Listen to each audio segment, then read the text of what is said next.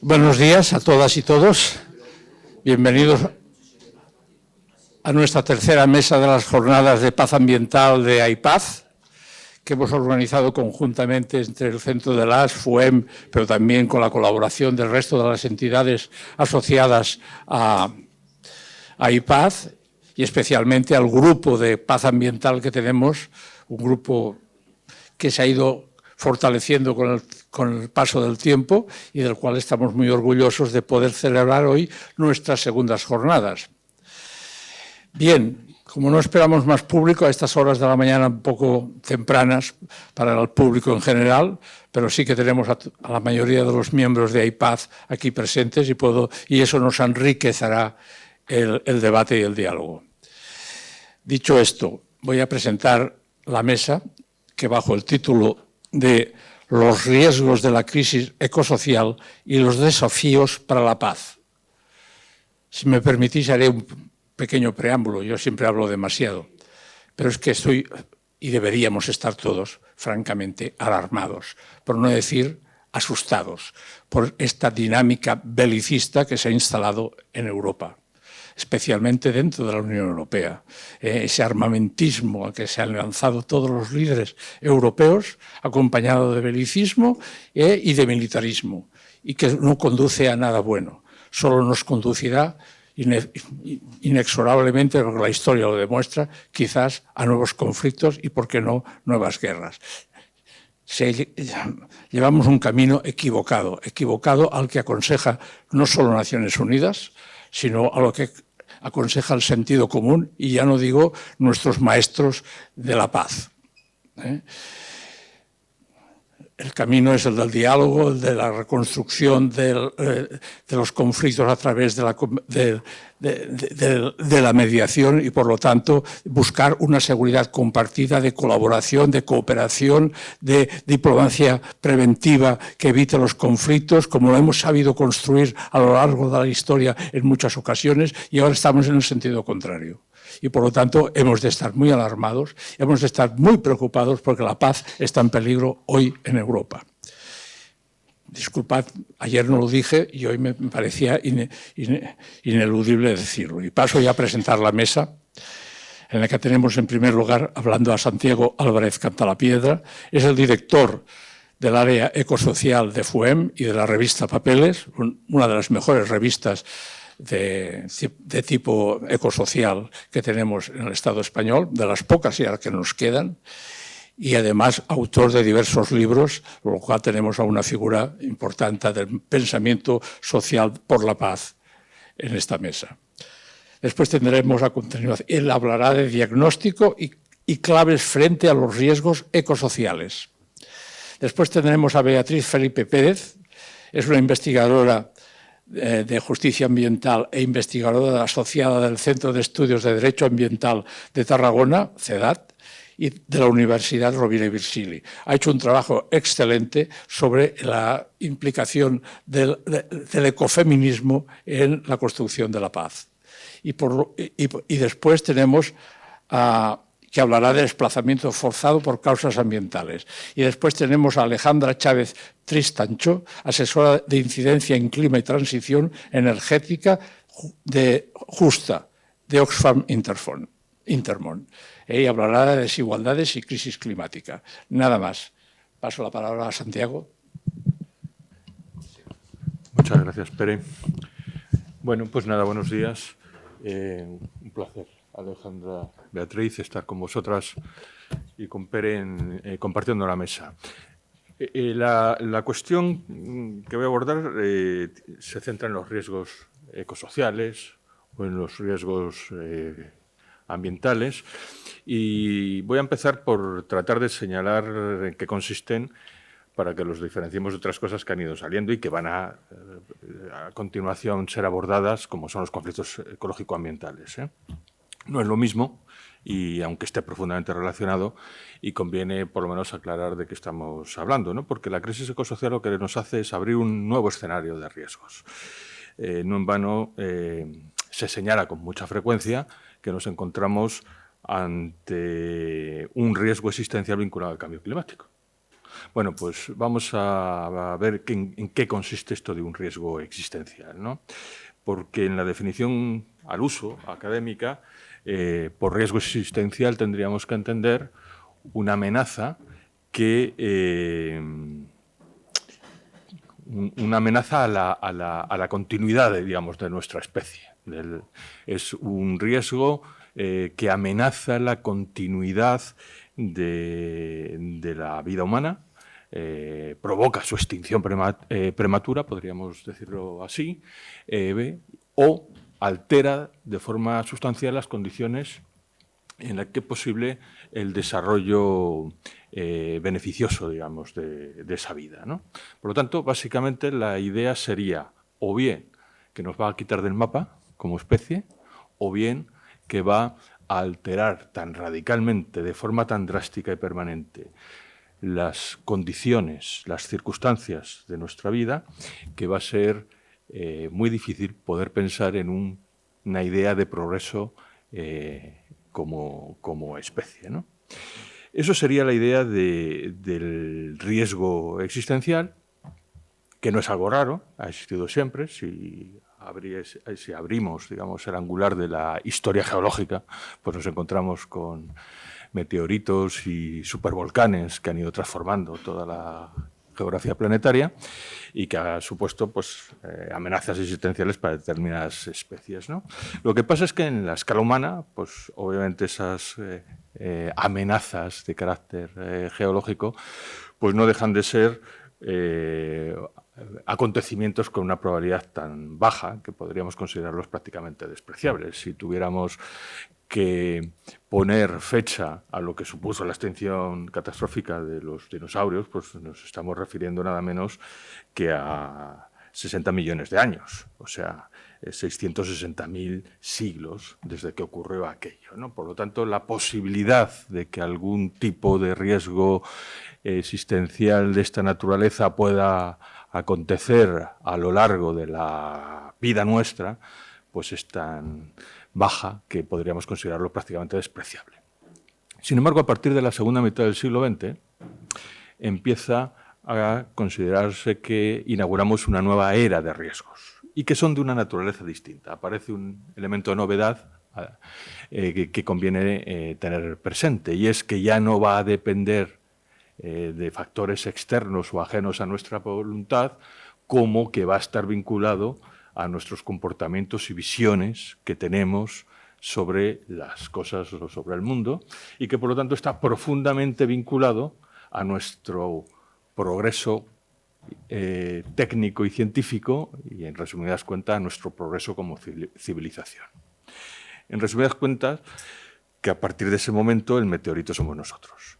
Es decir, el riesgo viene vinculado más a nosotros mismos que no a elementos ajenos a nuestra propia voluntad, ¿no? Yo creo que el acontecimiento crucial y que todos y todas tenemos en la cabeza pues es el momento y la fecha que todos conocemos del 16 de julio de 1945, cuando a las 5 de la mañana, 29 horas y 45 segundos, se detona por primera vez en Alamogordo, en el campo de pruebas nucleares, la bomba atómica. A partir de ese momento inauguramos la nueva era en la que ya no solamente vamos a tener la capacidad de dar un giro a la historia, sino tenemos la posibilidad de acabar con la historia, de olvidarnos por completo de la continuidad de la vida humana sobre el planeta. Es decir, a partir de ese momento el ser humano se convierte en el factor básico de su propia autoaniquilación. Esto es un escenario completamente distinto para poder afrontar lo que voy a hablar de los riesgos ecosociales, ¿no? A partir de ese momento también es cuando se empieza a hablar de las tecnologías disruptivas o transformativas, o como queráis llamarlas, ¿no? Para señalar básicamente, a diferencia de otras tecnologías, dos asuntos. La primera es que suponen un punto de inflexión por su potencia transformadora. Y la segunda, que nos abre un futuro de enormes posibilidades que no tienen parangón en la historia, pero que al mismo tiempo abren unos horizontes de peligros inimaginables, que tampoco habíamos pensado nunca, ¿no? Esos dos elementos hay que tenerlos presentes para poder, digamos, también caracterizar esta idea de tecnologías disruptivas. Ya sabéis que en el momento presente hay mucho debate sobre esto, precisamente, de la mano de autores muy conocidos y que venden grandes cantidades de libros, como es el caso de Harari o de Mustafa Suleyman, etcétera, donde nos vienen a señalar que el momento presente está dinamizado por dos grandes motores tecnológicos y que esos dos motores tecnológicos son precisamente tecnologías de naturaleza disruptiva, de tal manera que van a modificar profundamente las reglas de juego y los modos de vida en el que estamos desempeñando nuestra existencia. Y esos dos motores básicamente es, por un lado, la inteligencia artificial, por otro lado, la biología sintética, y sobre todo de la combinación de ambas se va a derivar un escenario de transformaciones que no van a tener parangón, ¿no?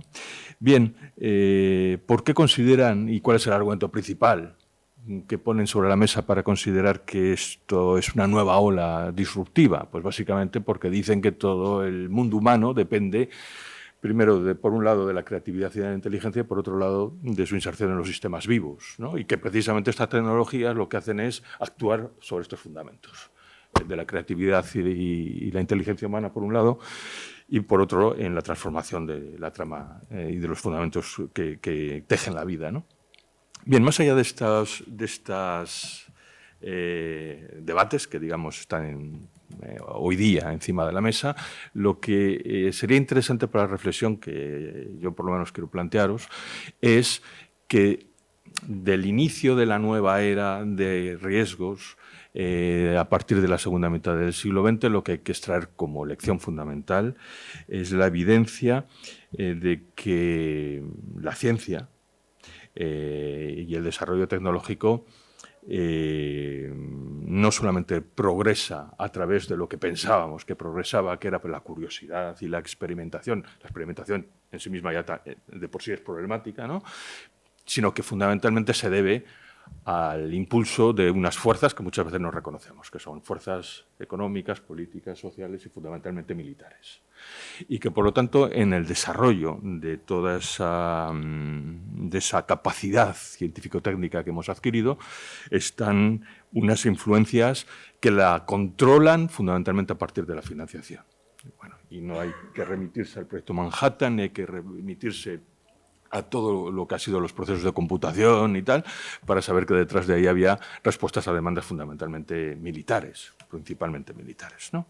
Bien, ¿eso a qué nos llevó? Pues nos ha llevado a que ya no podamos sostener más una idea de ciencia ingenua. La ciencia ingenua sería aquella ciencia que considera que no ha asumido suficientemente que el contexto científico en el que opera, en el que se desarrolla, está al margen de cualquier tipo de influencia social, política, cultural, etcétera, ¿no? Como si fuéramos y siguiéramos siendo gente encerrados en nuestras torres de marfil. Todavía en el mundo académico esto prevalece, ¿eh? Hay gente que dirán, de lo que yo hago no tengo ningún tipo de influencia, soy soberano a la hora de desarrollar las cosas, y eso sí, me tengo que buscar las líneas de investigación, pero no voy a aceptar alguna que no sea... Bueno, bien. La ciencia y la investigación científica y tecnológica no está moviéndose por estos derroteros, sino más bien por la de una ciencia que no debería ser ingenua en ningún caso a este asunto. Pero hay otro elemento, aparte del fin de la ciencia ingenua, derivado de los acontecimientos que estoy comentando, que es el que se empieza a erosionar gravemente ya la diferenciación entre ciencia básica y ciencia aplicada. Es decir, esto ya no tiene ningún sentido plantearlo como habitualmente se planteaba, y lo que hay que es estar muy vigilantes al desarrollo de una política científica que se ocupe de hacer una vigilancia epistemológica muy cuidadosa y de activar permanentemente los principios de precaución. Es decir, sin eso nos encontramos en una situación verdaderamente difícil. Así pues, en esta nueva era de riesgos que inaugura, digamos, el siglo XX, y que consiste en esta aparición de unas amenazas que ya no pueden ser consideradas externas, sino que son autoinfligidas por el propio ser humano, al tiempo que asumimos que ciencia, tecnología, poder y riesgo siempre van de la mano, y si no las contemplamos conjuntamente, pues estaremos pecando de ingenuidad. A partir de ese momento, la cuestión que deberíamos tener bien presente es que no nos podemos permitir el lujo de ejercer de aprendices de brujo y que tampoco podemos empezar a abrir cajas de Pandora que luego no podamos cerrar. Esa sería, digamos, la prédica del sermón que os estoy metiendo, ¿no? Es decir, esto es el punto de partida para poder afrontar los riesgos ecosociales de los que estamos hablando. Recordad que lo aprendiz de brujo es el título que dio Goethe en el siglo XVIII, en 1797, a un pequeño escrito, cuando este poeta ya empieza a ser plenamente consciente de lo que va a suponer todo el proceso de industrialización que se empieza a iniciar y a profundizar fundamentalmente en el siglo XIX, ¿no? Y lo que nos viene a decir esta lección del aprendiz de brujo, que por cierto luego inaugura la época Disney, porque Disney hace su primer cortometraje con esta historia del aprendiz de brujo y luego lo reproduce en otro de los cuentos de la infancia, Walt Disney.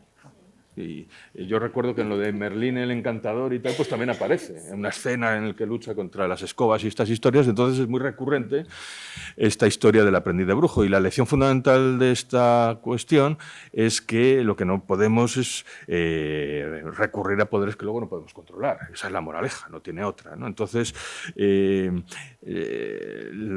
corolario es que necesitamos cultura de autocontención. Cultura de autocontención para la propia cultura científica y sobre todo para el orden social y económico en el que estamos, que no es capaz muchas veces, o por lo menos no plenamente es consciente, de todas las capacidades que desata y de todos los límites a los que está sometido, ¿no? Esa sería la cuestión fundamental. Bueno, ahora, en el momento presente, yo creo que nadie discutiría que nos encontramos con un capitalismo capaz de transformarlo todo, tanto en el ámbito local como ya en el ámbito global y planetario. Tiene unas capacidades para poder hacer una transformación radical de todo lo que son las condiciones de sostenimiento de la vida en el planeta, que es el punto que debemos tener presente en cada momento y no olvidarlo en ninguna ocasión. Pero al tiempo haciendo una lectura en términos de que eso mismo está cargado de ambigüedad. ¿Por qué? Porque por un lado esto ha permitido generar unas respuestas de resistencia y de eficiencia nunca alcanzadas ante determinadas amenazas menores, como por ejemplo las hambrunas. Imaginad la hambruna irlandesa, ¿no? Es decir, bueno, pues si ahora mismo escasea la patata, por ponerlo en algún ejemplo, pues traemos la patata de donde sea, ¿no? Es decir, todo este sistema de transformación ya a escala planetaria ofrece una resistencia y una capacidad de respuesta ante amenazas locales o particulares enormemente alta, ¿no?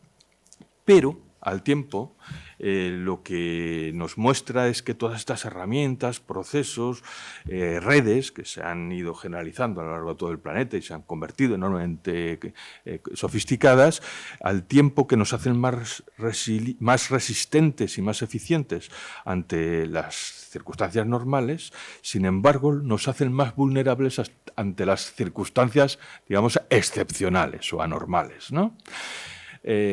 Claro, si ahora nos encontráramos, por ejemplo, no con una sequía que provoca una caída de los alimentos en una zona muy concreta, sino con una sequía que afecta a la producción general mundial del planeta, como puede ocasionar la desestabilización global del clima que estamos viviendo, ya en esas circunstancias este sistema no nos sirve absolutamente de nada, aparte de haber provocado el problema, ¿no?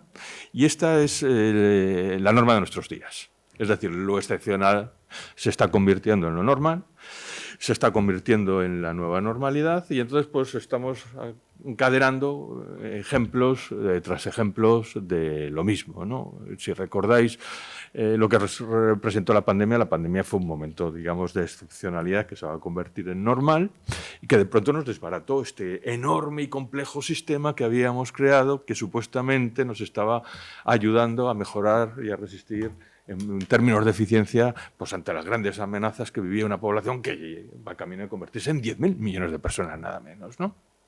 Pero claro, de pronto se produce un desajuste entre oferta y demanda, de pronto se interrumpe la logística y se desbaratan los eslabones de distribución y nos encontramos en la pandemia con las alarmas disparadas diciendo, cuidado. Sí, ahora hasta para ya no unos microchips, sino unas mascarillas, dependemos de que puedan llegar desde China y eso no puede ser fácil y todos a la vez, etcétera, ¿no? Tenemos otro ejemplo que es también muy ilustrativo de lo que supuso una cosa tan nimia como lo del Ever Given, el buque este de contenedores que de pronto se quedó atravesado en el canal del Suez, ¿no? Por factores en principio climatológicos, unos grandes vientos, unas tormentas de arena, atraviesa y se asuma ese factor climatológico a otro estructural, y es que tenemos buques muy grandes para un tamaño de canal que tampoco era del otro mundo. Y entonces, ¿qué ocurrió? Pues se paralizó el comercio internacional. O buena parte, no todo el comercio, pero una buena parte del comercio internacional, ¿no? Luego, por tanto, un sistema extraordinariamente complejo como vulnerable, ¿no? Tan complejo como vulnerable es en lo que nos encontramos actualmente, y entonces nos encontramos que ese sistema ofrece capacidad de absorción ante amenazas puntuales o una determinada escala, pero que cuando superamos la escala se convierten en riesgos sistémicos, es decir, el propio sistema corre el riesgo de colapsar. Y este es un elemento de grado, ¿no? Es decir, esto dependerá, por tanto, de la concurrencia, de la escala y de la frecuencia de esos acontecimientos. Entonces, los sistemas cruciales de los que depende la vida básicamente es un nexo entre alimentación, energía y agua. Y si algunos de los elementos o vectores que afectan a uno de ellos, y como están profundamente interrelacionados, toda la base de seguridad humana se nos puede desmoronar, ¿no? Entonces, aquí tenemos la conexión entre lo de los riesgos y ya la amenaza sobre la seguridad entendida en un sentido amplio. Y daros cuenta, además, que ese mapa o esa interrelación tan profunda entre estos nexos, entre energía, agua y alimentos, a su vez está asociado a otros procesos humanos, como pueden ser todas las infraestructuras físicas, todas las infraestructuras electrónicas, eléctricas, de comunicaciones y la propia estabilidad política. Es decir, es que lo que ocurra ahí luego va a tener ondas y consecuencias por las profundas interrelaciones de todo esto. En este sentido, y con esto ya termino, habría dos factores fundamentales que tendríamos que destacar para plantear una reflexión sobre este asunto, ¿no? Y es que prácticamente todas las actividades que estamos llevando a cabo los seres humanos ahora mismo están orientadas a aumentar la complejidad, la interrelación y la impredictibilidad de todas estas historias. Es decir, lejos de tratar de aminorarlo, lo estamos incrementando, ¿no? Y en segundo lugar, habría que ser también conscientes de otro elemento, y es que al tiempo que mostramos una enorme capacidad de organización de todas estas actividades para que puedan además expandirse por todo el planeta, lo que como especie parece que estamos demostrando es una capacidad muy limitada para coordinarnos globalmente a nivel planetario, para poder orientar las cosas en el sentido de una especie de interés o bien común. En eso no avanzamos absolutamente, sino más bien, por lo que estábamos viendo, y ahora ya termino, vamos en retroceso. Por lo tanto, estamos cerca de lo que algunos autores han llamado las trampas evolutivas. Las trampas evolutivas vendrían a ser aquellos callejones sin salida en los que nos metemos como consecuencia de cosas que inicialmente han sido exitosas, pero que cuando cambian las circunstancias, y en este sentido lo estaba señalando, cambian las circunstancias de normalidad, nos incorporamos a un mundo de nueva normalidad a partir de lo que antes considerábamos excepcional, pues ya se convierten en un callejón del que no podemos salir. Hablan de muchas de ellas, pero, por ejemplo, y con esto ya digo, termino, algunas os suenan ya. Por ejemplo, el avance de los antibióticos. Bueno, pues obviamente es un éxito inicial, pero llega un momento en el que ahora mismo mueren más personas por el tema de la resistencia a los antibióticos, mueren más personas por este problema que los que mueren por SIDA o por malaria, ¿no? Entonces ahí ya claramente nos hemos metido en una trampa evolutiva. Lo mismo con los sistemas alimentarios. Muy simplificados, han conseguido un incremento inconmensurable de calorías para poder alimentar la población mundial de este planeta, que es enorme y que va a ser más. Pero, ¿qué ocurre? Pues que los procesos de simplificación de la agricultura industrializada y globalizada pues nos genera una vulnerabilidad enorme y, por lo tanto, ahí tenemos otro elemento a considerar. Trasfondo de toda esta historia, la escala que ha adquirido la actividad económica y las fracturas metabólicas que ha provocado el capitalismo. No hay otra historia más detrás de lo que acabo de señalar. Y eso es fuente, a su vez, de un modo de vida que no podemos seguir sosteniendo y que en ese modo de vida hay unas diferenciaciones de clase enormes, no solamente de clase, también de género, también coloniales, que hacen que el escenario en el que nos vayamos a mover, asociado al de los riesgos, sea también el de los conflictos ecosociales o ecológico-distributivos del que luego se va a hablar. Y aquí me paro porque no me voy a... Gracias. Muchas gracias, Santiago. Paso la palabra a Beatriz Felipe. Hola, buen día, buenos días, ¿cómo están? Muchas gracias por la presentación. Un honor también compartir el espacio con ustedes y también muchas gracias a todas las personas que están compartiendo esta mañana con nosotras y a la organización también del evento, que la verdad que es un honor formar parte de esta jornada de paz ambiental y estoy muy contenta y agradecida.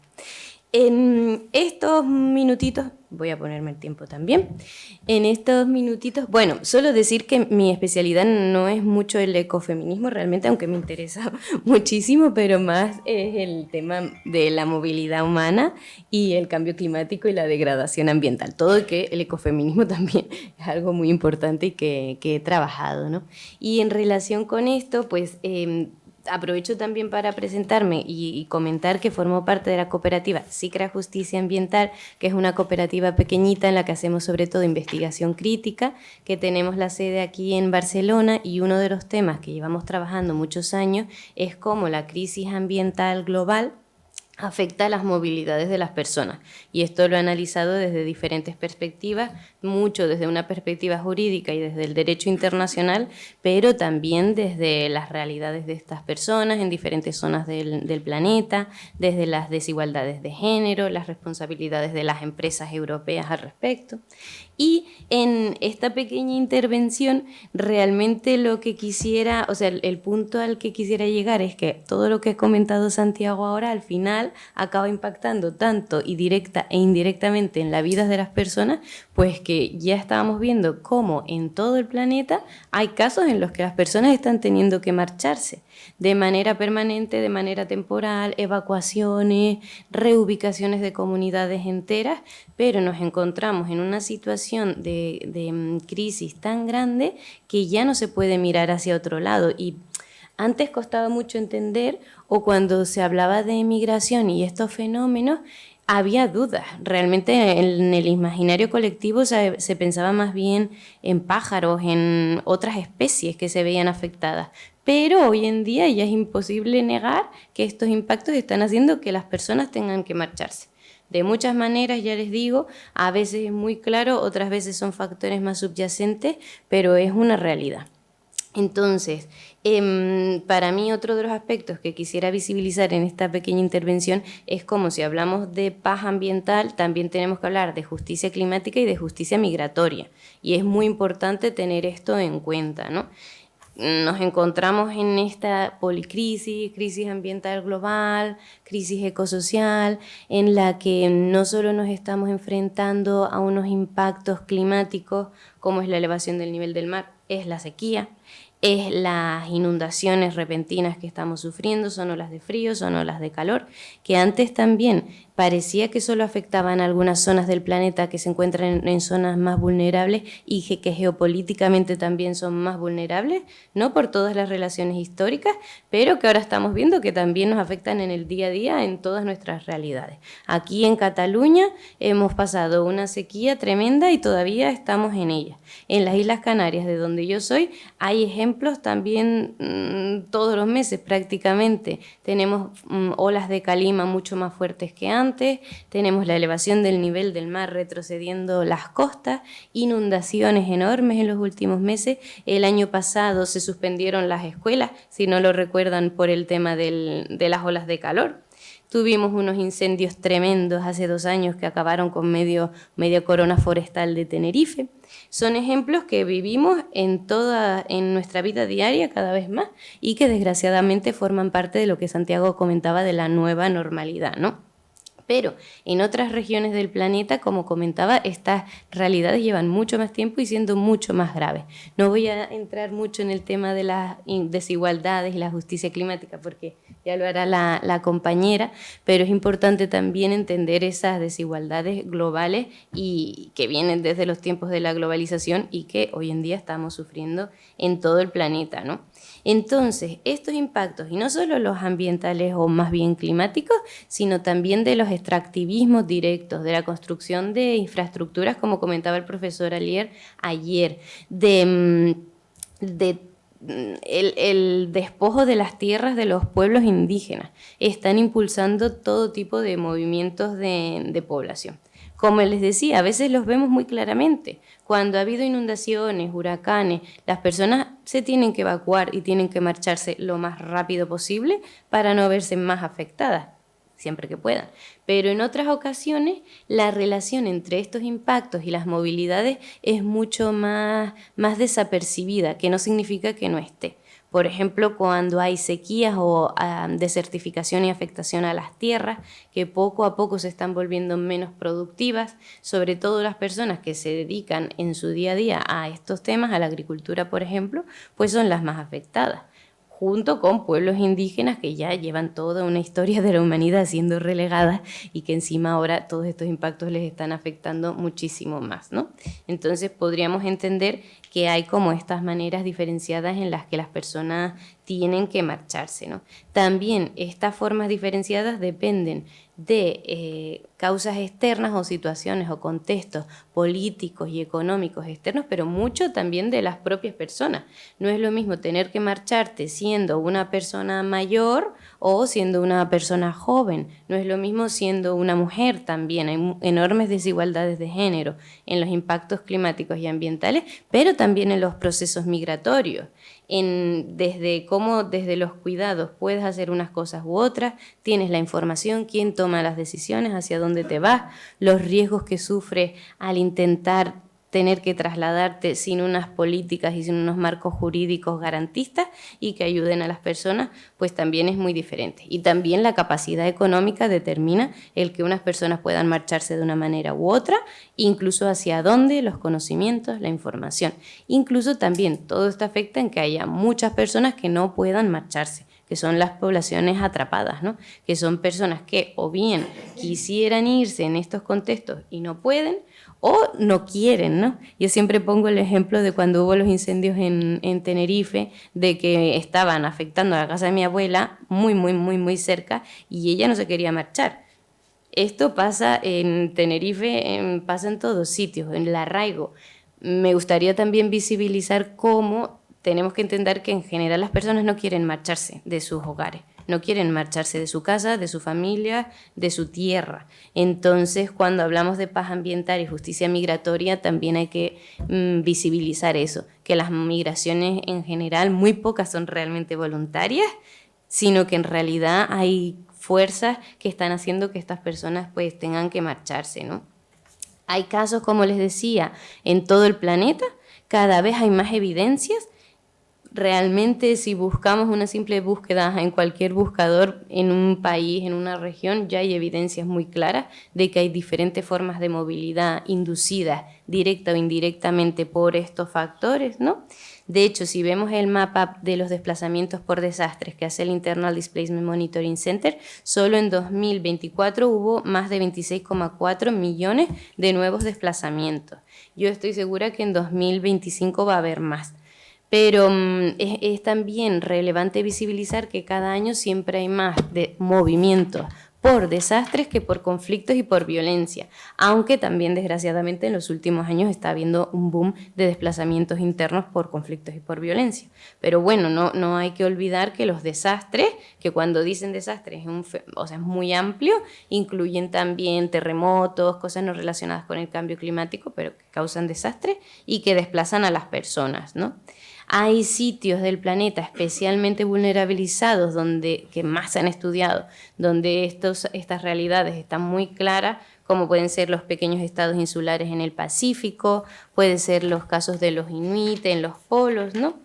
Pero hay otras regiones del planeta, en los deltas también, como Bangladesh, donde hay un montón de información, todo el delta del Mekong, también en la zona de Vietnam, muy estudiados y donde estos movimientos ya son realidades comunes, pero hay otras que no han sido tanto. Y yo quería explicarles en unos minutitos uno de los últimos estudios que hicimos en el Gran Chaco Americano, que es una zona del planeta muy poco analizada en estos temas, pero que es tremendamente interesante realmente. El Gran Chaco Americano es todo un bioma que se encuentra entre el norte de Argentina, una parte de Bolivia, un poquito de Brasil y también gran parte del norte de Paraguay.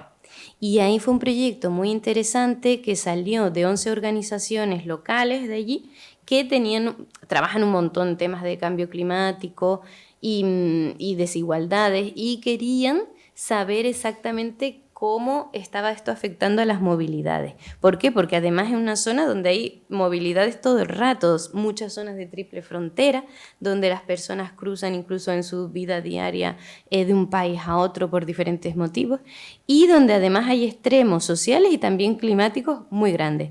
Hay unas desigualdades tremendas, sobre todo a nivel de concentración de la tierra y de riqueza por parte de grandes tenedores que se han quedado con la mayoría y pueblos indígenas que han sido totalmente desplazados y que trabajan para ellos, ¿no? Y desigualdades ambientales y climáticas porque hay unas variaciones en las precipitaciones increíbles. Hay muchísima sequía gran parte del año y luego unas inundaciones súper fuertes que desbordan los ríos y que causan grandes desastres realmente.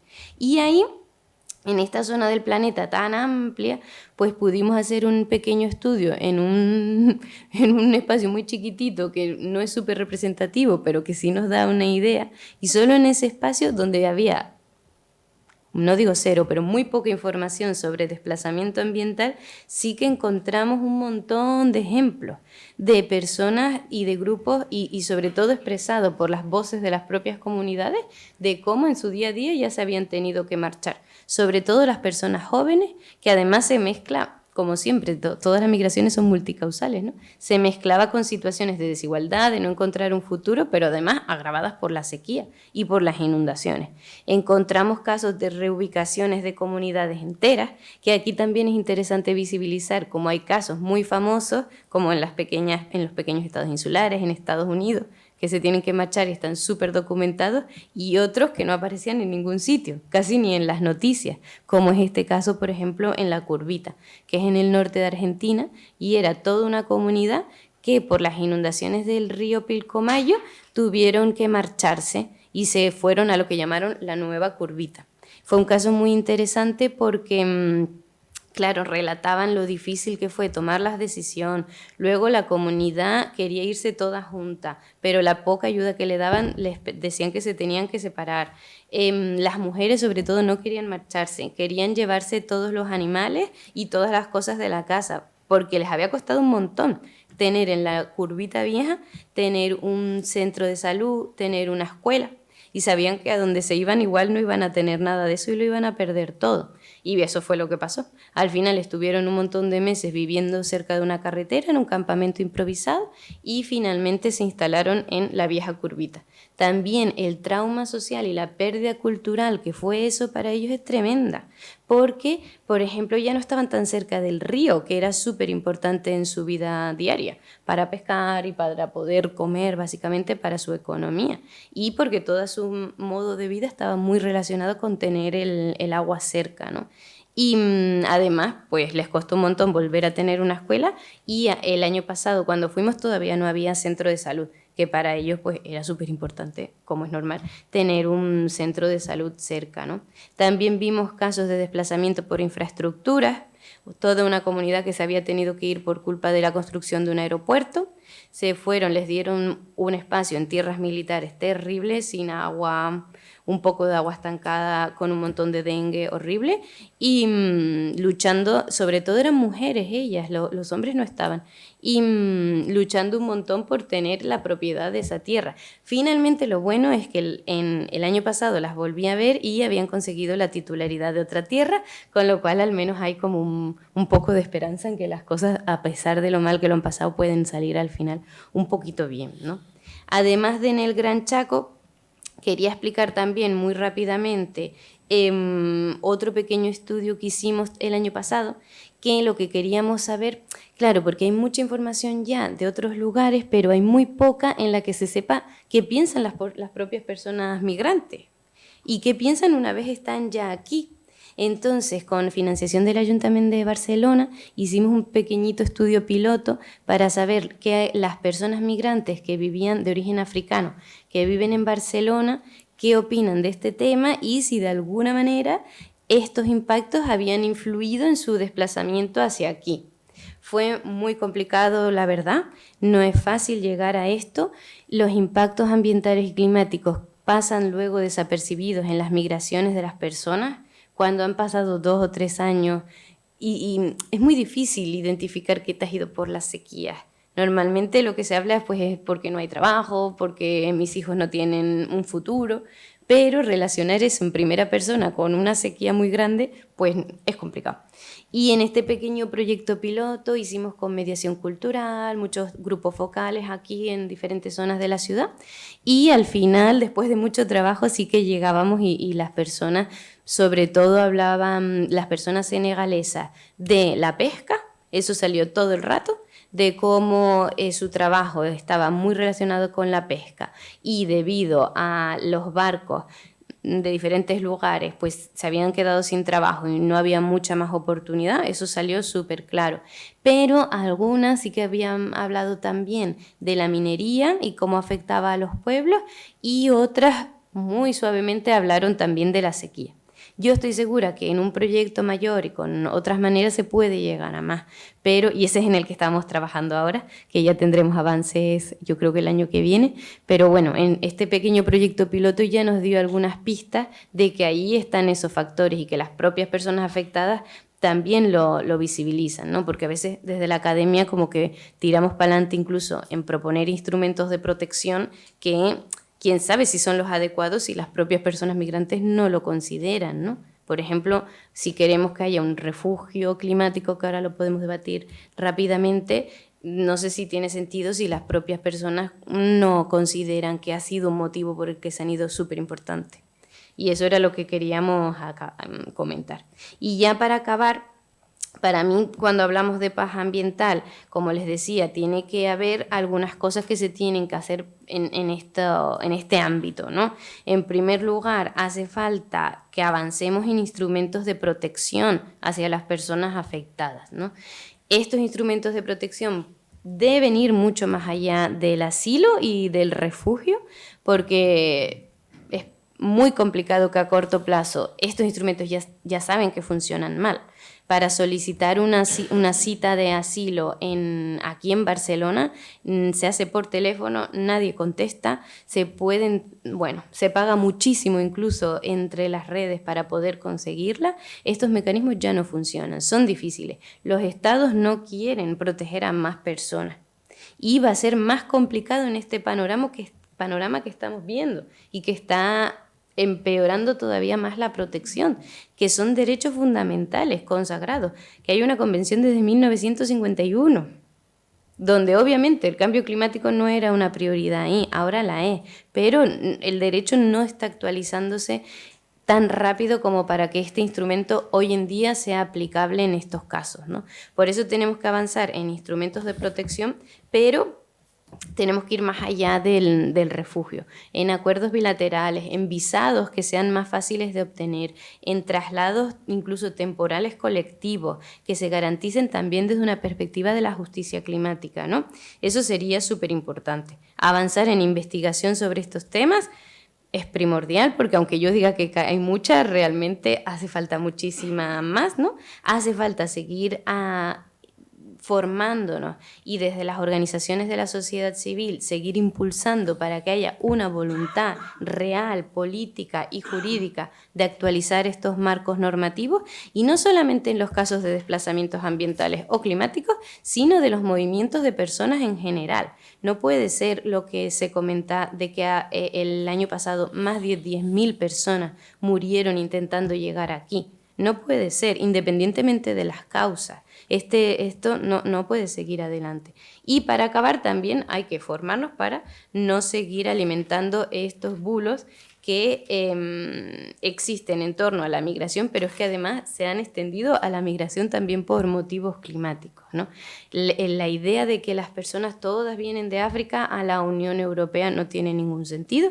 En el caso de la crisis climática todavía menos. Las personas se desplazan la mayoría dentro de los países a lugares cercanos, con lo cual este tipo de bulos no puede ser y no puede usarse en este clima de militarización y securitización de fronteras para seguir teniendo un argumento para cerrarlas todavía más o militarizarlas todavía más. En casos de la crisis climática, pues tampoco puede ser así.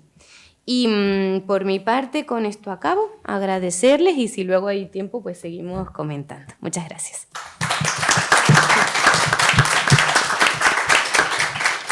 Muchas gracias, Beatriz Felipe. He cometido un grave gazapo error, porque al presentar a Beatriz Felipe, que lo he hecho bien, he añadido una coletilla que no le correspondía, confundiéndola con otra amiga, Beatriz Arnal, que está en la sala y que hablará esta tarde, porque la experta en temas de feminismo y paz es Beatriz Arnal, no Beatriz Felipe. Disculpas. Y paso la palabra a Alejandra Chávez, que nos hable de desigualdades y crisis climática. Adelante. Muchísimas gracias, Pere, y muchas gracias, agradecer también a IPAS, a FUEN, a Centre de las PER por esta invitación, igual que, como han dicho mis compañeras de la mesa, pues muchas gracias, Pere, Santiago, Beatriz, también por compartir este espacio. Yo soy Alejandra Chávez, trabajo en Oxfam Intermón, asesoro la agenda de clima y transición energética justa y adicionalmente coordino el grupo interno de trabajo de Oxfam sobre transición energética justa. Y simplemente mencionar también que desde Oxfam Intermón, si bien tenemos un programa que apoya y que está muy centrado a combatir las desigualdades aquí en España, también tenemos esa mirada global que nos permite acompañar también procesos y fortalecimiento de procesos que están llevando a cabo nuestras colegas en el sur global, tanto en África como en América Latina y Asia. Me han invitado a hablar sobre clima y desigualdades. Crisis climática y desigualdades, y nosotras desde Oxfam consideramos que tanto combatir la crisis climática como las desigualdades extremas hoy es el gran reto que tenemos como sociedad, es el gran reto también no solamente social, sino también económico y político que tenemos. Y frente a esto, lo que sí consideramos, y no quiero detallarme mucho en todo lo que ya han venido compartiendo las compañeras de la mesa, y es de que estos fenómenos extremos están impactando la vida tanto ambiental como también la vida cotidiana de las personas que habitan los territorios, y son sobre todo las mujeres, las personas racializadas, los pueblos indígenas, los grupos constantemente excluidos los que reciben mayormente este impacto y son las más impactadas.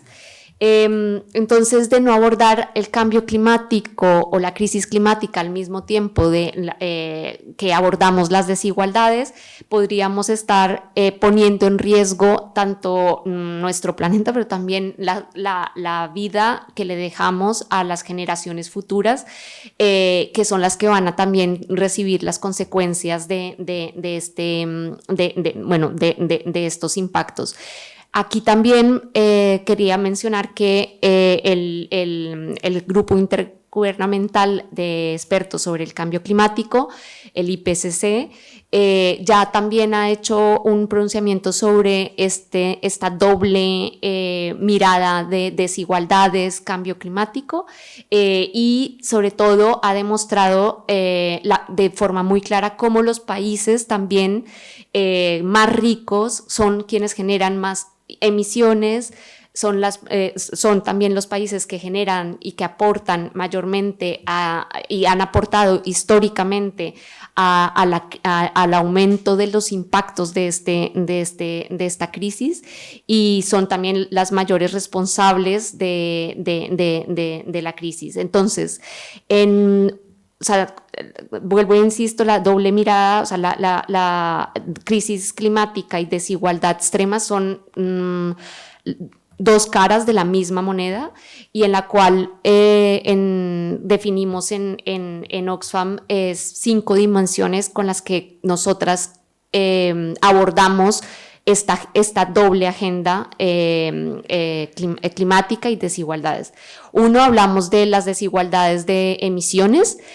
Como dije anteriormente, la responsabilidad de estas emisiones no es lo mismo provenientes de los países más que empezaron más rápidamente esta industrialización, y los países del sur global y las comunidades más marginalizadas son las que están recibiendo estos impactos de manera diferencial. Entonces, esto es uno de los temas que quería mencionar. La otra desigualdad de estas 5 dimensiones es la desigualdad del impacto.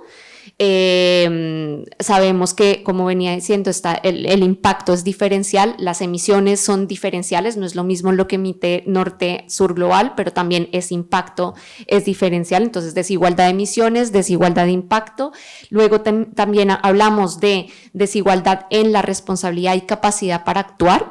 ¿Cuáles son los mecanismos? ¿Cuáles son las vías? ¿Cuáles son las normativas? ¿Cuáles son los mecanismos que tienen las comunidades, la sociedad civil, para poder actuar y para poder solicitar también justicia ambiental, social, económica?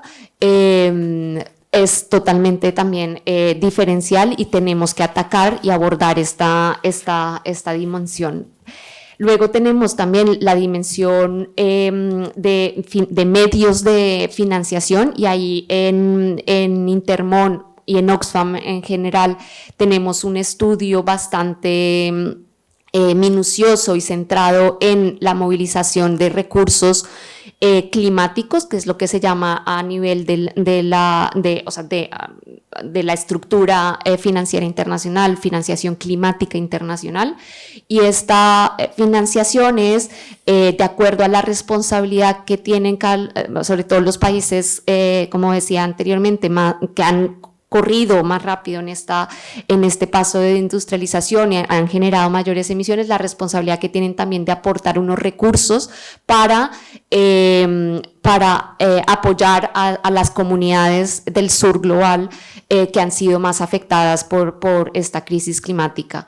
Y ahí, ¿por qué abordamos desigualdad en esos medios? En esos medios, porque lo que nos hemos dado cuenta no solamente es la cuantía o los recursos económicos como tal que dan los países del norte global que contribuyen a este fondo de financiación climática internacional, sino que estamos viendo que hay unas desigualdades en el acceso a esa financiación.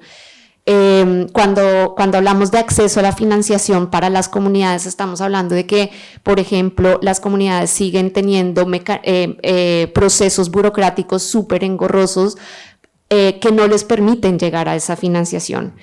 Entonces, no es solamente aportar económicamente, sino también trabajar en trabajar y facilitar ese acceso a esos recursos, y es donde no lo estamos viendo. Tenemos un estudio basado en los países frágiles del Sahel que sacamos el año pasado, de acceso, precisamente sobre esta desigualdad en el acceso a esa financiación climática por parte de estos países del Sahel. Y por otro lado, adicionalmente, otro ejemplo que quería traer es uno de los temas que nos cuestionamos y ponemos sobre la mesa también en la organización es quién termina teniendo el poder de estos recursos y cómo se terminan dando, porque el 85% de la financiación climática internacional, también tenemos un estudio específico sobre esto, sale una actualización en junio de esta cifra, pero tenemos estudiado de que 85% de los recursos de financiación climática que moviliza España son bajo préstamos no concesionales. Cuando hablamos de no concesionales, estamos hablando que les están dando a las comunidades unas tasas de interés que son de mercado, es decir, el porcentaje de subvención es totalmente mínimo. Entonces, ¿cuál es la carga de deuda que también terminamos dando a los países del sur global? Esa es otra pregunta que nos hacemos. Entonces, hemos hablado de desigualdad de emisiones, desigualdad del impacto, desigualdad en la responsabilidad y capacidad de actuar, desigualdad en los medios recursos que se movilizan para esto, y también hay sin duda la desigualdad de género, porque dentro de las políticas para hacer frente a esta crisis climática, vemos que no se evalúa de manera general, no se deja esta agenda de género aparte o como un elemento adicional a toda política, cuando lo que se requiere es que esta política sea transversal y que el impacto de la crisis climática también sea analizada desde esa manera, desde ese impacto diferencial hacia las mujeres, niñas, que históricamente y en la manera como se ha generado también la economía han sido diferenciadas también históricamente. Entonces, estos son las cinco dimensiones. Me quería centrar un poco en la desigualdad de emisiones, porque hay un dato como muy diciente que quería traer también a colación en esta mesa, y es el 1% más rico de la población de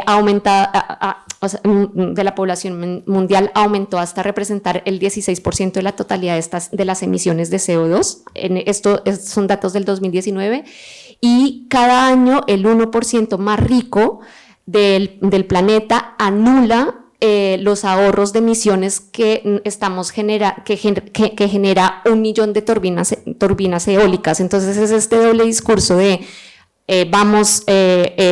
transitamos rápidamente a esas transiciones, a esas energías renovables, pero no nos focalizamos también en que hay actores que terminan descompensando ese esfuerzo también que se hace. En España, como hablaba de este porcentaje a nivel global, quería también detenerme en el porcentaje a nivel de España, y en el 2019 10% de las personas con mayores ingresos generaron casi una cuarta parte de todas las emisiones. Esto equivale a las emisiones del 53% de las personas con menores ingresos. Entonces, ahí también vemos la desigualdad misma en esas emisiones a nivel poblacional, y viendo también el impacto que tienen estas políticas, hacia dónde se están dirigiendo. Nos cuestionamos también sobre hacia dónde se están dirigiendo estas políticas.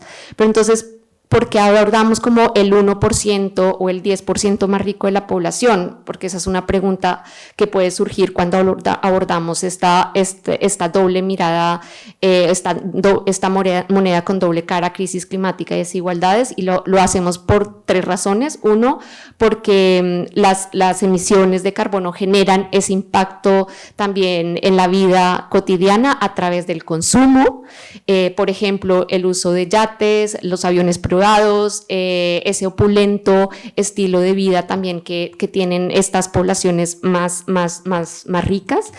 También por sus inversiones y su participación en acciones y en industrias contaminantes. Ahí toda la parte del interés económico, financiero, y el esfuerzo que hay para mantener ese statu quo a nivel global. Luego, por la influencia indebida también que ejercen sobre los medios de comunicación y mismo en las grandes cumbres, porque vemos en la COP el lobby político que hay detrás para favorecer a las políticas más permisivas que se pueden dar. Entonces, por eso nos focalizamos en esto, pero lo que abogamos desde Oxfam Intermon es construir un planeta no para ese 1% o ese 10% en el caso de España, sino un planeta para el 99% o el 90% de esa población que está relegada y marginalizada. Entonces, ahí creemos que hay, para cumplir este objetivo, necesitamos tener unas condiciones y poner en el debate público, político, económico, unas condiciones mínimas para poder abordar este mundo ideal que queremos dirigido a este 99%. Una de las condiciones es que tiene que haber un aumento radical de la igualdad, y cuando hablamos de radicales, los gobiernos deben poner en marcha esas políticas que reduzcan no solamente, que reduzcan también las desigualdades existentes entre las personas más ricas y las poblaciones más vulnerables, más marginalizadas, más pobres.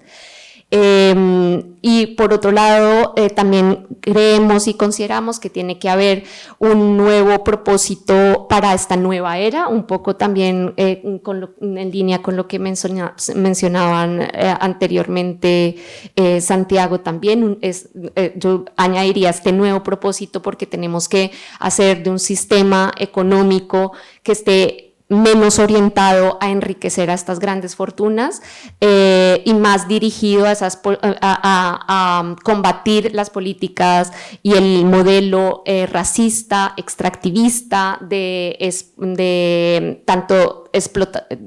expoliación de los recursos que hay y existen en los territorios de las personas, que de hecho ahí quería decir rápidamente, justo la Unión Europea acaba de aprobar 47 proyectos, 7 proyectos nuevos de extracción minera aquí en España.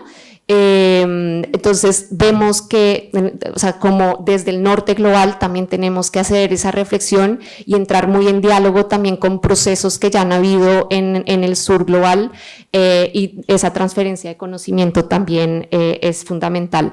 Por último, y la segunda gran condición es la necesidad de una transición energética justa, feminista, decolonial, a la cual tenemos que transitar, y ahí simplemente terminar diciendo para esa transición energética justa, decolonial y feminista, es necesario que haya reconocimiento del impacto que ha habido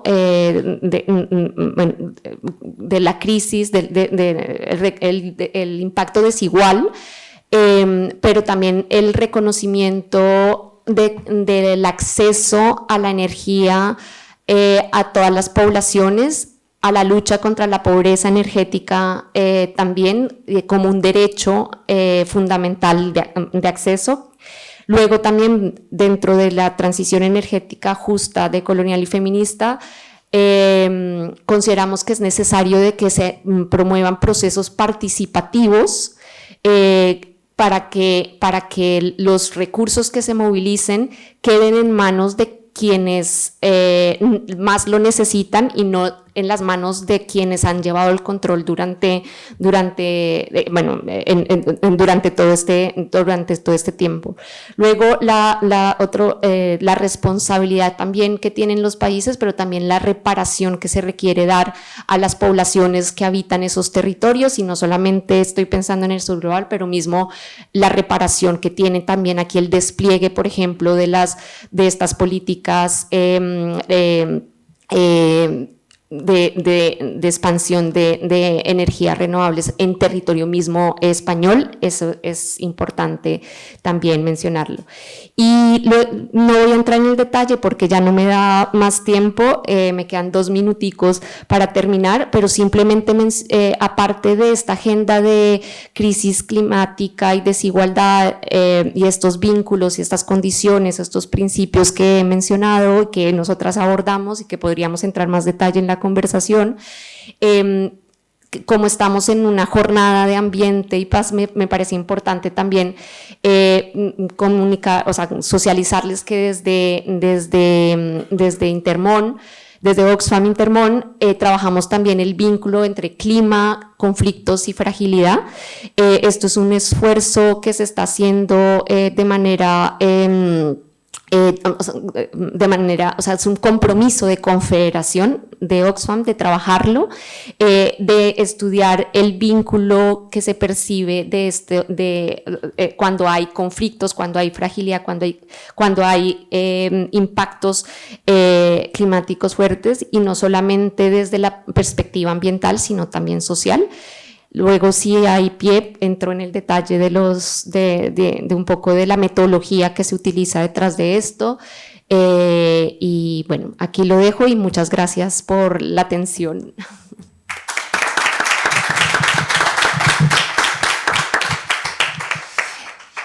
Muchas gracias, Alejandra. Y ahora tenemos unos minutos para hacer un debate con ellos y ellas. Por lo tanto, os cedemos la palabra y espero que ayudéis a que las exposiciones de la mesa sean un poco más complementadas con las vuestras y con vuestras preguntas.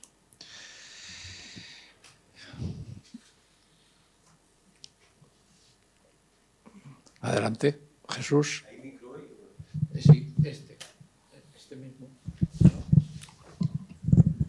Bueno, buenos días. Muchas gracias por vuestras intervenciones. Una primera cuestión para Santiago. Cuando ha hablado del proceso científico-técnico, la necesidad de la contención, no sé si ha llegado a explicitar, aunque yo creo que estaba implícito, ¿no?, cuando se habla de quién dirige ese proceso, ¿no?, de grandes actores, etcétera.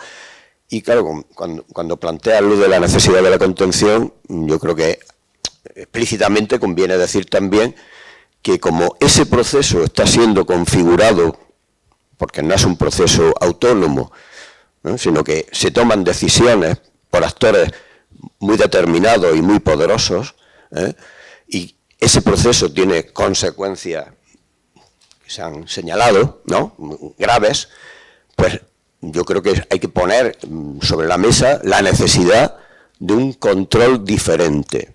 Es decir, un control social, que evidentemente eso lleva a mayor democracia, a cómo organizar eso. Por ejemplo, hay enfoques que hablan de evaluación constructiva de tecnología, en el sentido de en qué medida, cómo organizamos la configuración del proceso científico-técnico, de distintos ejemplos, en fases cuanto más tempranas, mejor. No cuando sea tarde, para evitar los efectos peores. ¿De acuerdo? O sea, por un lado eso. Y luego le preguntaría a Alejandra, cuando habla de la transición ecosocial justa, ¿no?, pues por si puedes comentar. O sea, yo sobre todo he escuchado la elaboración he leído, ¿no?, la elaboración del Foro de Transiciones, ¿no?, el documento que elaboró el Foro de Transiciones, coordinado por Yayo Herrero, ¿no?, entre otras, a petición de Sumar, ¿no?, Otra cosa es que luego sumar qué hizo con ellos, digo, eso la misma Yayo Herrero lo ha dicho, ¿no? Que no han hecho demasiado. Y por tanto no sé si lo que estáis trabajando va un poco en esa línea o hay otras propuestas y que, bueno, me gustaría conocer, o sea, si es el caso. Gracias.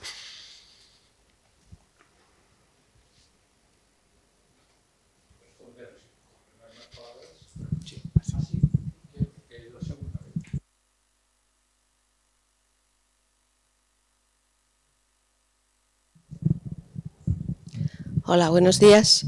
Gracias por las intervenciones, que me han gustado muchísimo las tres. Yo tengo una pregunta general para los tres y luego ya una específica para Alejandra. Una general, pues en este clima en este panorama que habéis expuesto, este clima que se va avecinando, que ha mencionado Pera, bueno, ¿qué espacio puede encontrar la sociedad civil y qué espacio se puede hacer para que algunas alternativas se abran camino? Esta sería una. Y luego, por otro lado, me ha interesado mucho que ha mencionado Alejandra este trabajo del nexo entre clima, conflicto y fragilidad. Si nos pudieras explicar un poquito más de ese trabajo. Gracias.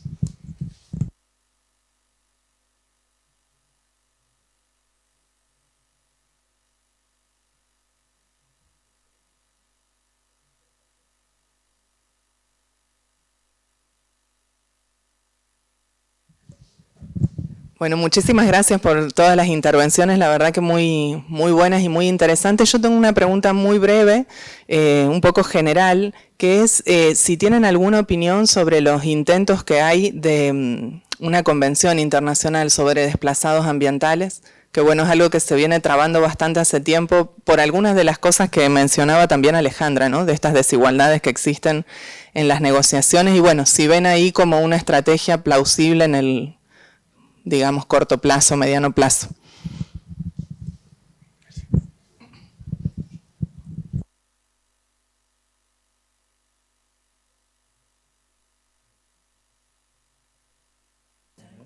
Bueno, yo entro a la de Jesús, que me la ha dirigido directamente, y bueno, en todo caso ya luego vosotros cogéis un poco el resto. A ver, yo coincido plenamente contigo que la cuestión central es el control social, o lo que podríamos llamar el intento de racionalizar y humanizar de nuevo las relaciones sociales. Es decir, necesitamos mucha regulación en todos los planos, ¿no? Y eso, por lo tanto, no debe olvidarse en ningún momento. Cuando hablo de cultura de autocontención es porque, a ver, es que el sistema económico capitalista no funciona de forma consciente ni planificada por unos pocos actores, sino que es una realidad un poquitito más compleja. Y en la medida que es una realidad más compleja, también participamos, incluso los que no somos verdaderamente afines al propio sistema. Es decir, y en ese sentido, cuando antes estaba haciendo referencia, por ejemplo, ya no al 1%, sino al 10%, cuando pensamos en el 10% de la población más rica, en el fondo estamos pensando en Occidente.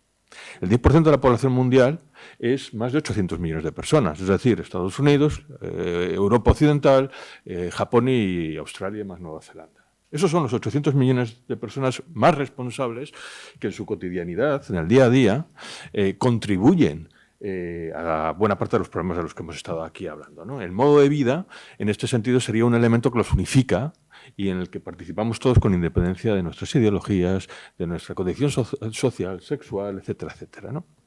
Ahora bien, que eso no nos sirva para obviar que a su vez es un modo de vida profundamente desigual, que es un modo de vida profundamente colonial, que es un modo de vida profundamente patriarcal, etcétera, etcétera. Es decir, y por ahí va lo de la cultura de autocontención. Es decir, tenemos que empezar a aprender a vivir y a comportarnos de otra manera distinta, aun cuando nosotros no seamos los actores más decisivos, ni los propietarios de los medios de producción, ni los que tomamos decisiones económicas, ¿no? Entonces, el elemento de la cultura de autocontención creo que sería un elemento que corre en paralelo con los procesos necesarios de racionalización y humanización de las relaciones sociales, que es, entre otras cosas, la síntesis de lo que ha sido el programa socialista o de los programas anticapitalistas, unido a un elemento que es crucial en el momento actual, que es también la racionalización y sobre todo la disminución del metabolismo social. Es decir, nuestra interacción de las sociedades humanas con los ecosistemas requieren cambiar de escala y requieren modificar las interacciones que hacemos con el medio, superando las fracturas que ha provocado el capitalismo, las fracturas metabólicas que ha provocado el capitalismo.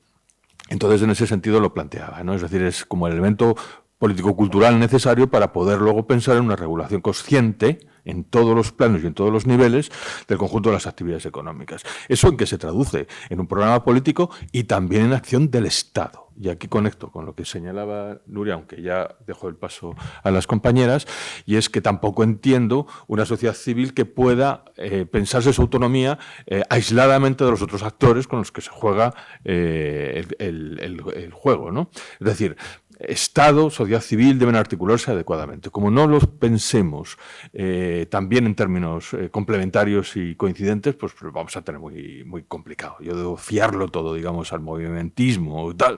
Pues sí, fantástico, pero al tiempo también consigamos una transformación profunda del Estado. Cualquier proceso revolucionario siempre trata de modificar sustancialmente el Estado. Y sin eso no vamos a conseguir prácticamente nada. Vale, pues muchas gracias por las preguntas. Sobre transición energética justa, ecosocial, que me preguntabas, cómo lo estamos trabajando. Está el informe que hicieron diferentes personas para sumar, pero también sobre transición energética, sobre transiciones justas. Hay un marco, hay un instituto a nivel estatal que depende del Ministerio de Transición Ecológica y Reto Demográfico, que es el Instituto de Transición Justa. Y este instituto lo que ha hecho es enmarcarse ha trabajado en el marco de la Ley de Cambio Climático y Energía, lo que ha hecho es trabajar en una estrategia de transición justa y esta estrategia de transición justa, que es una estrategia a nivel estatal, lo que busca es reducir los impactos sociales, sobre todo socioeconómicos, en los territorios donde hay cierre de minas de carbón. Y se ha enfocado a un ejercicio tripartito entre Estado, sindicatos y empresa privada. Una de las cosas que nosotras hacemos y que comunicamos y que reclamamos es también la ausencia de no solamente los trabajadores, sino también las poblaciones que habitan esos territorios, porque la mina genera también de alguna forma un impacto en el entorno de vida de las comunidades y de los territorios donde se instalan o se han instalado estas minas. Entonces, esto es uno de los temas que reclamamos. Hay un estudio que estamos haciendo que tendremos también en el último trimestre del año sobre un caso Bierzo, del cierre de la mina de Bierzo y La Ciana, ya entrando un poco más en detalle de la pregunta que me hacías de qué exactamente, por ejemplo, desde Oxfam trabajamos. Esto tiene como objetivo incidir en esa estrategia de transición justa. También estamos trabajando la agenda de transición ecológica, la abordamos desde dos perspectivas territoriales, una aquí en España y otra también en el sur global. En el sur global, lo que une estos dos cuerpos, estos dos pulmones, son dos agendas que trabajamos, una la de financiación de acceso para el acceso a los recursos que está movilizando esta transición. El otro eje es sobre los impactos, porque nos interesan los impactos, por ejemplo, en la agenda de debida diligencia, de cómo estos proyectos se están instalando y están si las empresas están o no atendiendo, digamos, todos estos requerimientos y estándares mínimos para salvaguardar los derechos de las poblaciones. Y aquí en España también estamos trabajando la agenda de pobreza energética y fortaleciendo procesos comunitarios a nivel transatlántico, si lo queremos llamar así, entre la coalición. Y ahí lo uno con la segunda pregunta que también hacías, Nuria, del panorama y que podríamos proponer desde la sociedad civil para enfrentar estas problemáticas a las cuales nos enfrentamos.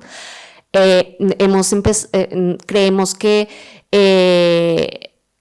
es una problemática global y por ende se tiene que abordar de manera sistémica y global, fortaleciendo también el conocimiento y el intercambio de experiencias entre pueblos, entre territorios. Entonces, por ejemplo, ahí creo que el rol desde la sociedad civil también es de poder facilitar y conectar esas prácticas que ya se están haciendo. Aquí estamos viendo, por ejemplo, las comunidades energéticas a nivel normativo tienen muchas limitaciones, pero existen modelos cooperativistas.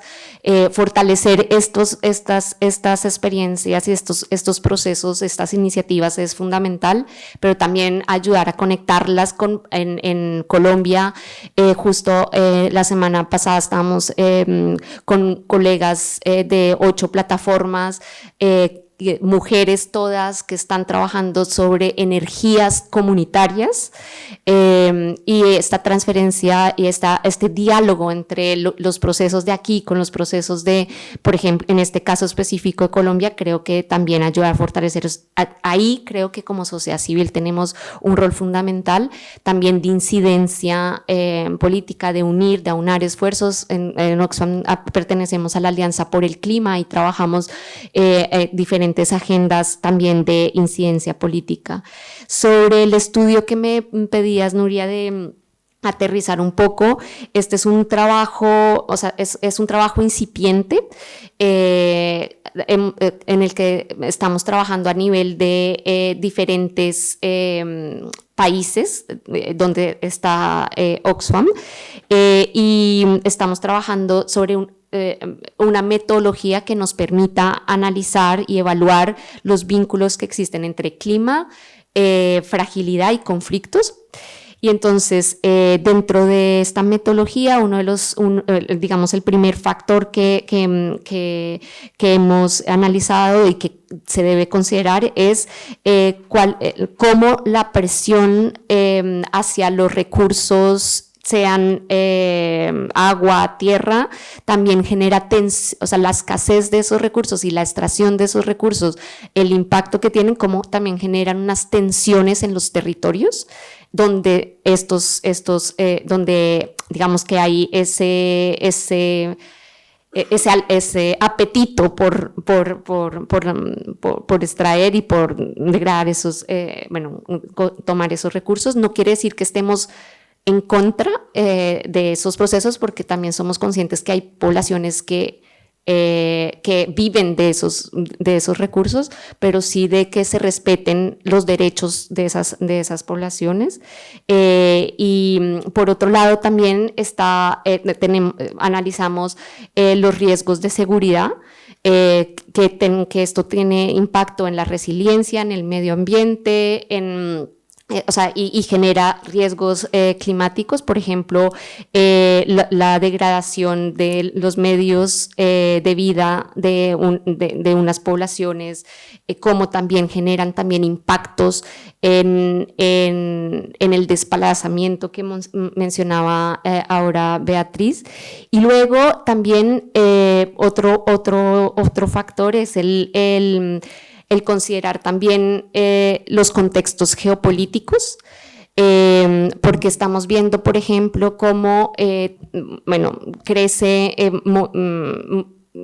políticamente la ultraderecha, las políticas, digamos, más conservadoras, por utilizar una palabra, no sé si menos fuerte, pero también como estos contextos también nutren y quitan, impactan, o sea, toman de manera desigual y la responsabilidad histórica que tienen cada uno de los países. Por ejemplo, en Países Bajos la ayuda humanitaria se ha reducido, lo leíamos justo ayer con una compañera, 177 millones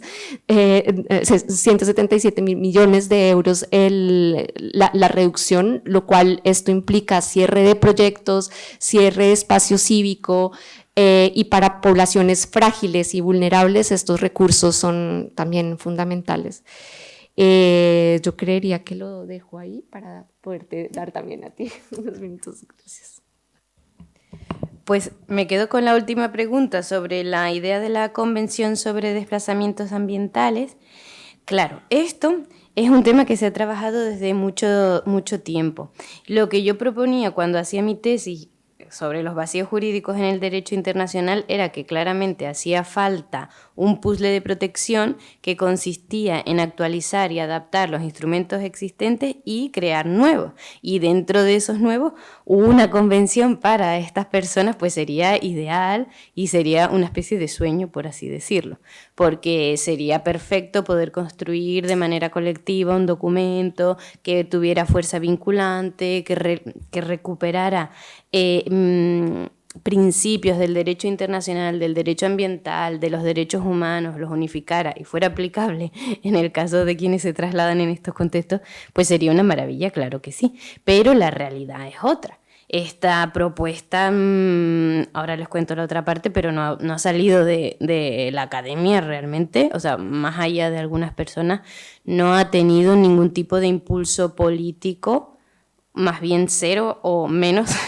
más bien negativo hacia la idea de crear una convención específica en este tema. Si lo comparamos con otros procesos como la de un tratado vinculante para las empresas transnacionales que llevan un montón de años, o el proceso también para la creación de un tratado por el derecho humano al desarrollo que lleva el grupo trabajando, si no me equivoco, más de 20 años también al respecto, pues podemos tener cero esperanza realmente.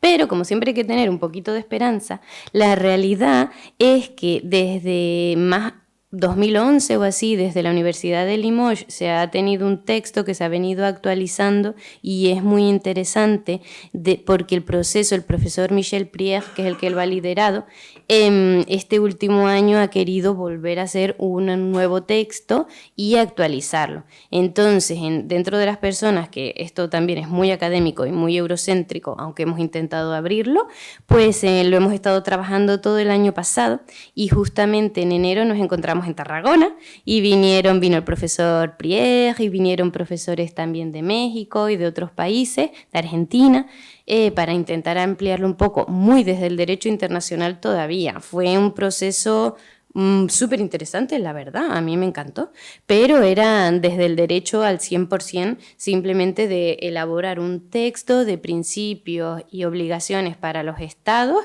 para la protección de, lo llamamos al final, las personas desplazadas o en riesgo de estar desplazadas por degradación ambiental y cambio climático. También toda la discusión súper interesante de si es solo ambiental, si es climático, qué principios aplican, bueno. Y pues se está haciendo todo ese proceso y ahora se están haciendo las traducciones, luego vendrá una fase de consulta pública en el que se enviará a todo el mundo que quiera participar y con actores también internacionales importantes, con relatores de las Naciones Unidas, y nuestra idea es que también, con lo que comentaba Nuria, que desde la sociedad civil, cómo nos abrimos camino, pues también que la sociedad civil de todo el mundo, si es posible, pues se lo haga suyo y se pueda comenzar un proceso para que esto pase de la esfera académica a la sociedad civil y también al final a los responsables de política. Esto, como les digo, es un proceso excesivamente lento, que quién sabe cómo saldrá, pero bueno, yo la verdad que me ha hecho mucha ilusión participar en él y es un puro aprendizaje, la verdad. Y no sé, creo que quizás en algún momento pueda salir adelante, aunque no están los tiempos como para adoptar un convenio, un protocolo a otra incluso, o un tratado incluso sobre desplazamiento ambiental. Pero al menos las semillas están y vamos a ver qué pasa en los próximos tiempos.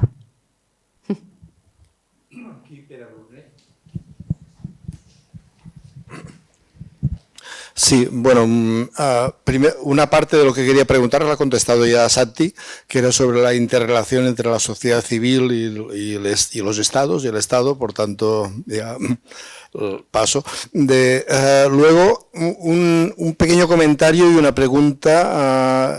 El comentario que ha salido más o menos es sobre la importancia de conseguir tener una democracia real a todos los niveles, una democracia de los pueblos a todos los niveles. Esto, hay un ejemplo, lo digo porque salió, lo leí hace unas semanas, se está planteando desde ciertos movimientos, por ejemplo, la necesidad de que a nivel regional o a nivel local exista democracia en el sentido de que la gente pueda llegar a escoger y por una parte, digamos, y decir lo que no quiere en cuanto a industrias que están en su región. Digamos, por ejemplo, no sé, que Cataluña o la Comunidad de Navarra o la que sea puede decir que no quiere industrias militares, por ejemplo, ¿no? O que no quiere industrias de las grandes energéticas, ¿no? La democracia a este nivel pienso que sería muy importante, no sé qué opináis, digamos, ¿no? De intentar ir hacia aquí. Y luego una pequeña pregunta para Beatriz, que has hablado de la necesidad de tener mejores instrumentos de protección y asilo para las personas. Si sabéis desde vuestro trabajo por dónde podrían ir o que tenéis propuestas en ese sentido, y por otra parte, cómo se podría mejorar la comunicación de estos instrumentos de protección y asilo, porque el problema que hay es que el discurso que recibimos, el discurso único, es un discurso absolutamente único, digamos, y muy controlado, ¿no? En el sentido de racista, básicamente, ¿no? Y además, no solamente de racista, sino de silenciar realidades como que hay muchísimos inmigrantes de los cuales no hay problema y no se habla porque entran perfectamente en España, y se habla de una minoría que es la que se está racializando y condenando, ¿no?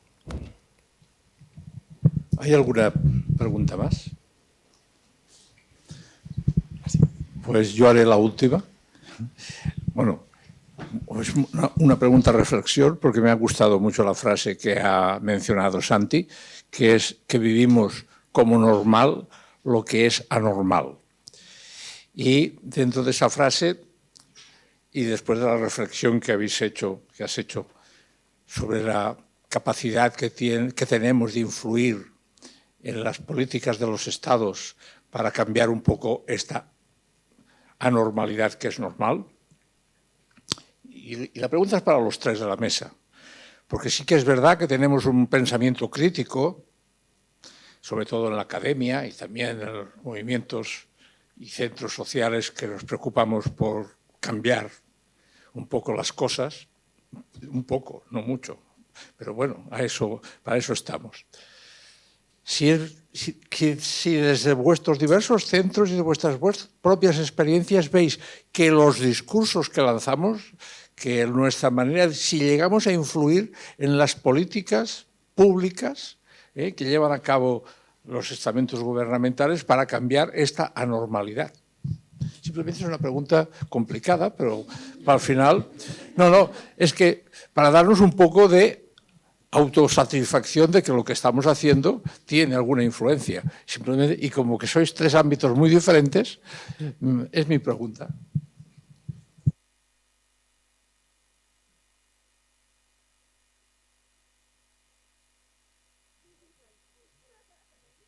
Si quieres...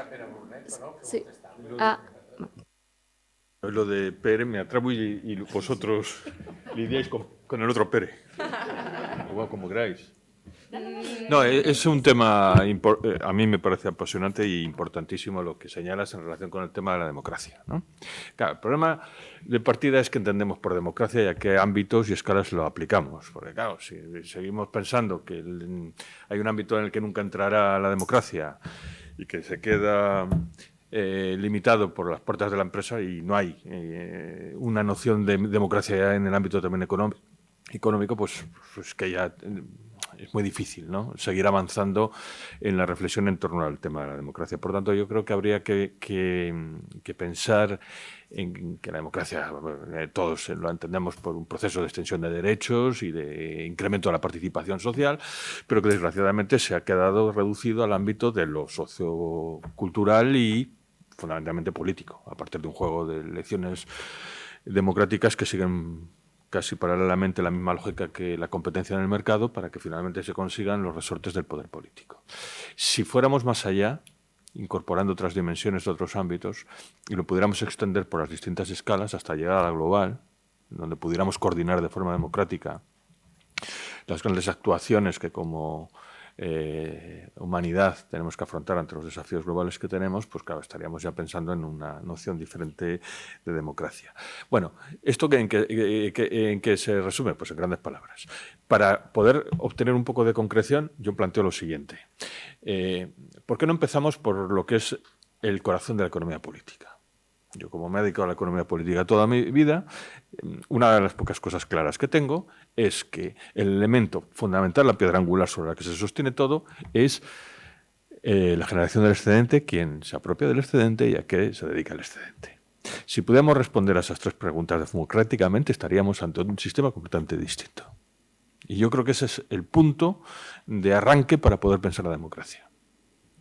Existirá democracia en la medida en que no haya un proceso de apropiación colectiva de lo que es producido socialmente y a continuación podamos decidir entre todos y todas a qué se dedica ese excedente. Si eso aparece como precondición, hablemos de democracia sin ningún tipo de problema.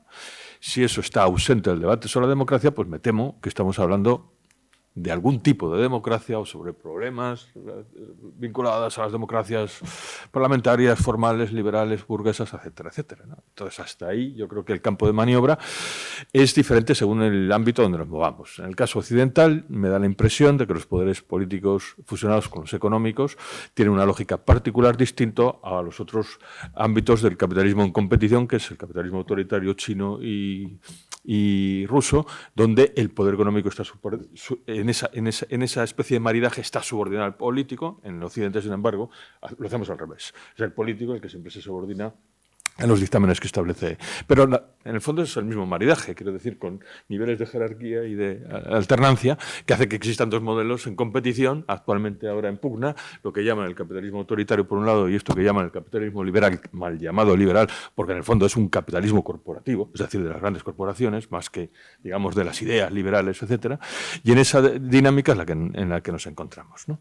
Y ya digo, hasta que este elemento no lo superemos, pues, bueno, ahí el desahogo. Con tu me desahogué. Pues yo voy a responder a la pregunta de los instrumentos y la comunicación de este tema, también de Pera, y sobre cómo mejorar los instrumentos de protección. Eso sí que fue toda mi tesis, que era como coger cada uno de los instrumentos, desde el asilo y el refugio, la Convención de la Migración Laboral, la Convención de Kampala, los principios rectores de los desplazamientos internos. Todos realmente, al menos en la teoría, no es tan difícil mejorarlos. Realmente, con que la Convención de Ginebra se interpretara de una manera más amplia y todo eso cayera en escala hasta desde cuando se hace la entrevista de asilo, Eso sería una manera bastante sencilla, nada sencilla realmente, pero que ayudaría a proteger a personas que se encuentran en estas situaciones. No haría falta, como se habla, de cambiar, de ponernos a debatir quién es una persona refugiada, de poner la palabra ambiental o climática dentro, porque eso podría ser un caos total, especialmente ahora, pero siempre lo ha sido. Pero con una interpretación más amplia, como se hace por motivos de género, que eso al final es voluntad política de los estados, ya tendríamos un avance bastante importante, ¿no? Igual dentro de los desplazamientos internos tenemos unos principios rectores que en papel son maravillosos y que los estados podrían incluir tal cual la definición dentro de sus ordenamientos internos, crear leyes de desplazamiento interno que incluyan las causas ambientales o antropogénicas en general, sería perfecto. Hay que falta otra vez la voluntad de los estados de querer hacerlo. Hay maneras, yo creo que bastante sencillas, pero que hace falta tener ganas, porque al final no es tan complicado y ya hay instrumentos como por ejemplo la Convención de Kampala, que yo creo que es un instrumento en papel también muy bueno, que es una convención jurídicamente vinculante de la Unión Africana que protege a las personas desplazadas internas por causas climáticas también y ambientales. ¿Qué pasa? Que los estados tienen que firmarla, ratificarla y aplicarla. Y ahí es donde vienen todos los problemas. Con lo cual hay ejemplos y maneras, yo diría que no imposibles, de con lo que hay tener un marco normativo interesante, pero lo que pasa es que no hay las ganas. Y un ejemplo es, por ejemplo, en la Ley de Cambio Climático de España no se hace ninguna referencia a la migración. Una ley de 2021, después del Acuerdo de París, que les está diciendo a todos los estados que por favor que incluyan la justicia climática, que el Acuerdo de París hace referencia a migraciones, pues no puede ser que una ley posterior, cuando las de otros países incluso se actualizaron para estar de acuerdo con París, no haga referencia a las migraciones. Eso es un ejemplo muy claro de las cosas que no se pueden hacer. Y en relación con la comunicación, también súper interesante de cómo comunicar esto. En 2021 hicimos un informe con ECODES justamente de las narrativas para abordar las migraciones climáticas.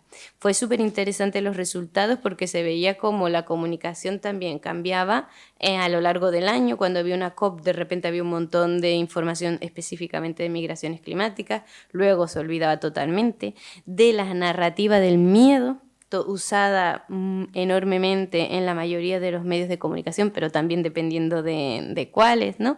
Y de bulos, sobre todo, de pues lo que decía, de que todos vienen a España.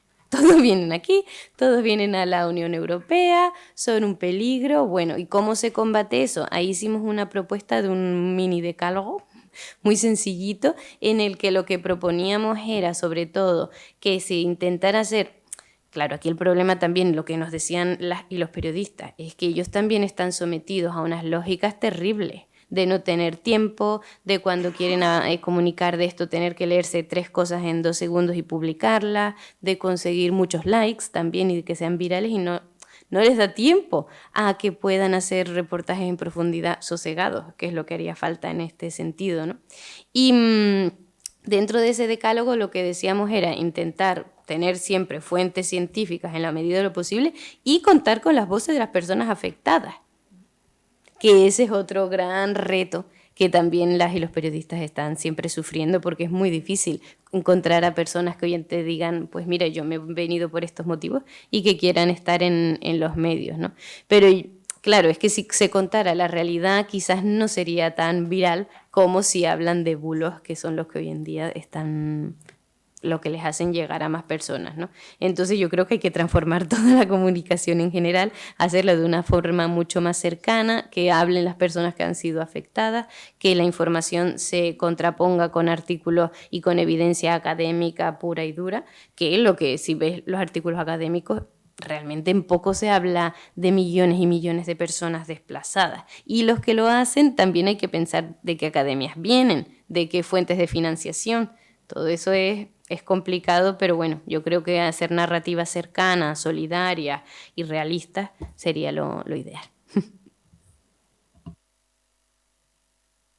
Sí.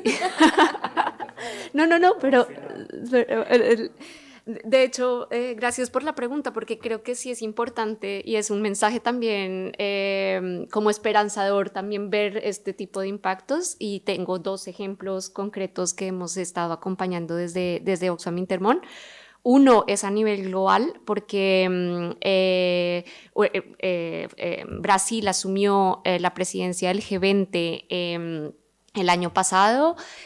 Bueno, lo asumió, asumió la presidencia del G20 y este año tiene la presidencia de la COP30. Entonces,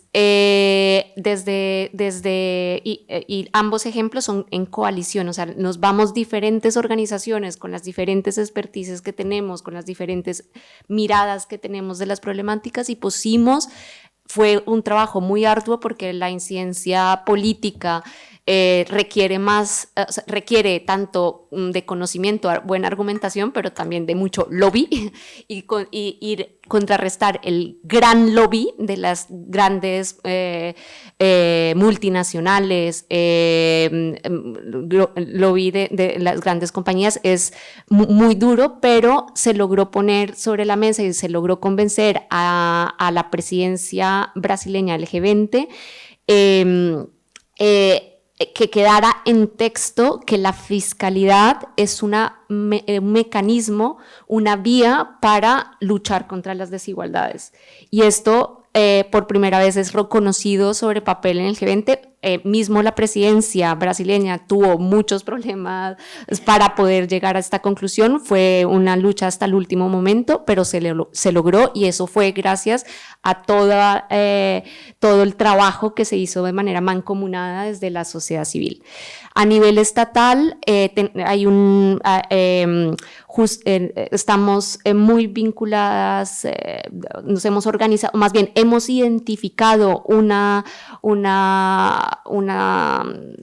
vía para incidir en la financiación climática internacional que aporta España, y eso fue a través de reuniones bilaterales, donde nos dimos cuenta que España estaba trabajando en una estrategia de financiación climática internacional donde no se había pedido consulta, no se había abierto a consulta, pero se estaba trabajando, y vimos ahí una oportunidad para poder incidir en ella. Ahí también nos reunimos entre varias organizaciones y pudimos lograr finalmente una vía de entrada a dar seguimiento y a incidir en esa estrategia para que, por un lado, se prevalezcan las subvenciones y no los créditos, que es lo que actualmente hay, y por otro lado la calidad y el tipo de ayuda que se da, que sea de calidad y no en detrimento de tanto en la generación de deuda, sino también en el acceso, como dije durante la intervención, en el acceso a esa financiación. Entonces ahí estamos trabajando, es un trabajo que sigue, porque todavía no, pero ahí hay un ejemplo también de incidencia concreta en una política pública de Estado. El PNIEC también, nosotras no estamos tan metidas en el Plan Nacional Integral de Energía y Clima, pero hay organizaciones, nosotros lo seguimos un poco, no estamos como tan en la bandera como los otros 2 procesos que mencioné, pero sí estamos ahí siguiendo la incidencia que están realizando también colegas, y creo que también vale la pena ponerlo en valor de que esto es un trabajo de muchas, de todas, y que en alianza también podemos generar cambios potentes. Muchas gracias a las 3 y cedemos ahora una pausa café y proseguimos. Venga.